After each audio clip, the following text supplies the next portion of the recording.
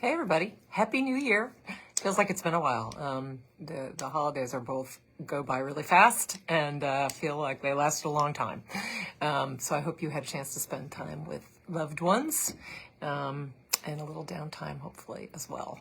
I feel like the new year, 2024, is off to with a bang. I have been in Hartford a lot this week as we try to get ahead of session starting in February, and this week meeting with staff, both partisan and nonpartisan staff, to take a look at things we did last year and what we might need unaddressed, unfinished business that we might need to do this year, which is from a fiscal perspective, is the second year of the biennium budget. So in theory, we could do nothing. And what we are supposed to do is just tweaking the budget in general.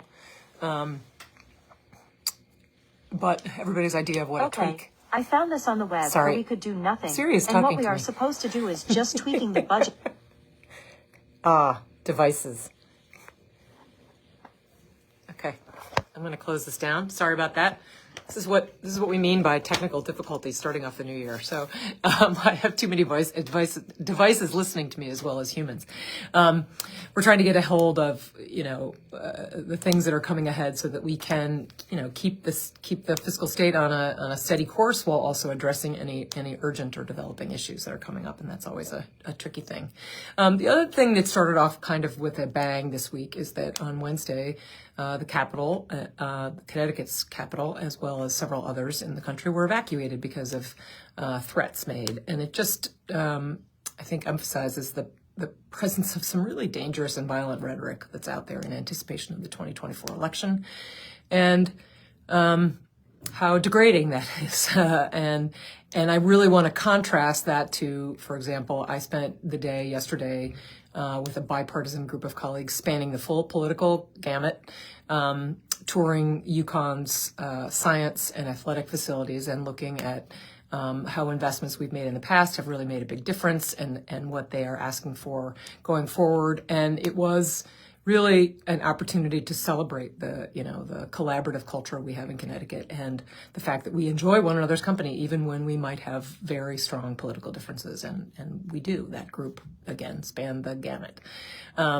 It's important. Those habits are important, and I want to contrast that with what we're seeing elsewhere. I also want to note a couple of things. One, there was some data that came out recently about demographic change throughout Connecticut, but I focused on the northwest corner, where actually we are getting younger, despite some sort of anecdote out there. And in the past, we have been an aging demographic, but the statistics demonstrate that we have actually gotten younger, all but one town in the northwest corner. So that was interesting. We are having this both today and next week, two local referenda that I just wanted to make sure you're paying attention to. Sharon is having one today on a solar installation at the elementary school till 8 p.m. tonight. And on January 8th, there's a Region 1 referendum in the 6 towns in Region 1 on some capital investments at the high school. So make sure you pay attention to those and vote in those. Also, of course, there's a storm coming up which implicates us and a lot of the East Coast with a widely varying amount of snow this weekend, so be on the lookout. I am ready I wanted to wear this scarf for this because this scarf was knit from wool that I got from the Norfolk Knitters at their annual fundraiser or charity sale that they have of excess things, and my daughter also knit me a hat. So I'm prepared for at least the snow, hoping I'm not going to be out driving in it, and I hope the same is true for you. Again, Happy New Year, and see you soon.